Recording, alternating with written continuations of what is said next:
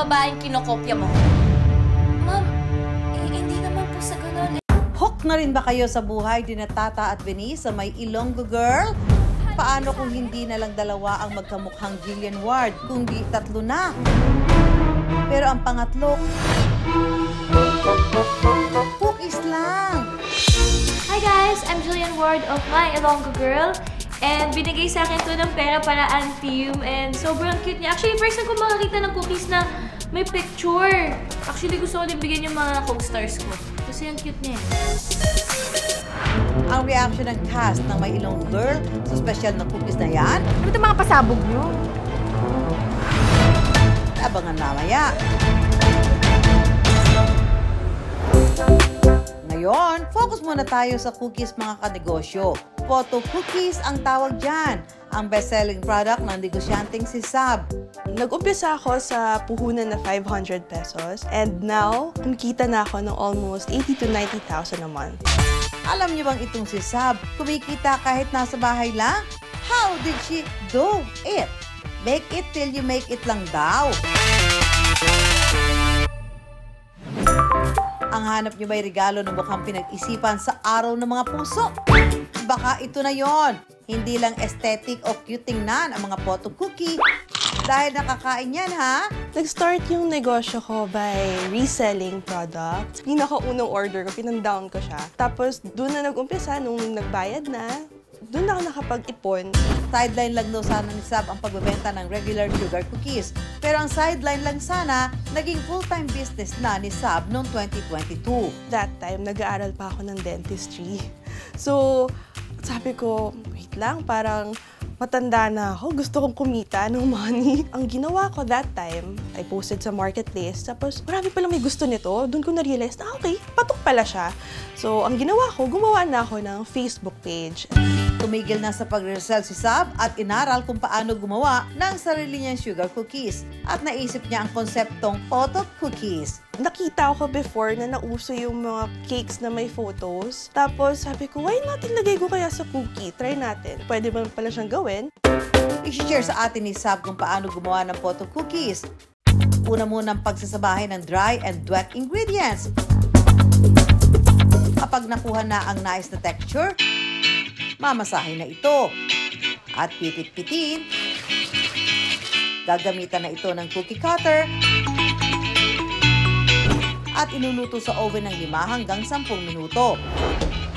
Para makagawa tayo ng photo cookies, kailangan muna natin gumawa ng layout. Siyempre, edible ink o yung tintang nakakain ang gagamitin sa pagprint ng litrato. And para makain natin siyempre yung photo cookies, kailangan gamitan natin ng wafer paper.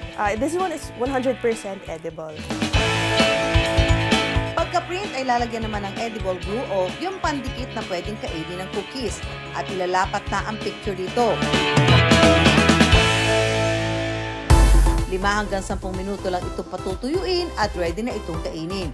Naibebenta ni Sab ang kada piraso ng photo cookie mula 28 pesos hanggang 35 pesos depende sa size. Pwede rin magpagawa ng box sets na mabibili naman mula 195 pesos pataas depende sa request. Ang mga set na ito, special delivery para sa cast ng My Ilonggo Girl. Napaka-sweet na regalo. Tingnan po natin yung cookie. Nandito yung mukha ko and My Ilonggo Girl na katuwa lang kasi personalized. Tapos may comments pa. I-unbox natin para matikman naman natin tong cookies. Let's spread love this Valentine's season. Oh. Sweet! Ang cute talaga nito. Ganyan ko. Sino nagbigay nito? Naku, salamat gid, Tata. Bait-bait naman ang anak ko. Pang Valentine's ba niya ito sa akin? Happy Valentine's, anak ko. Hey, Tata, thank you so much. My sister here in Ilonggo Girl. Hindi ko kakainin to hanggang next year.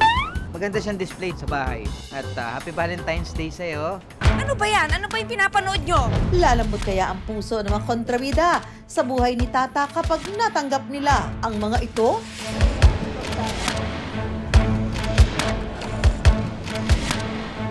Are you sure wala tong lason? Okay, Happy Valentine's, Tata. Ano itong mga pasabog nyo?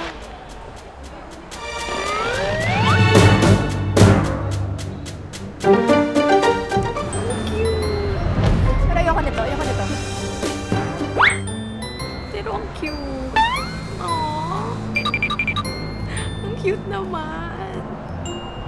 Magagalit si mommy kapag kinuha ko to. Magagalit siya kapag tinanggap ko. Pakikuha nga nito. Pero gusto ko siya eh. Ang cute. Meron din akong cookies version syempre. Masaklap lang niya. Pag kinain niyo pati mukha ko, makakain niyo. Gagamitin natin ang cookies sa isang laro. Itong 3 cookies na ito, i-jumble.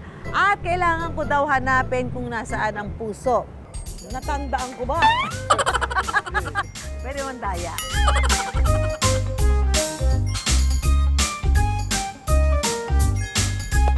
So, lahanan natin kung nasaan ang puso. Ah! O yan, walang daya yan, ha? Tikman na natin to. Harap to, may kape.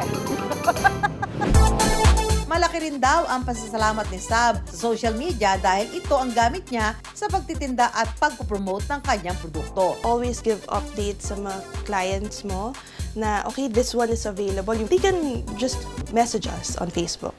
Dahil sa pagiging consistent ni Sab sa social media, lumawak ng lumawak ang market niya. Pinaka-rewarding para sa akin sa business na to is making other people happy sa mga events nila. Seeing them enjoy the products that I give, talagang nakakataba ng puso.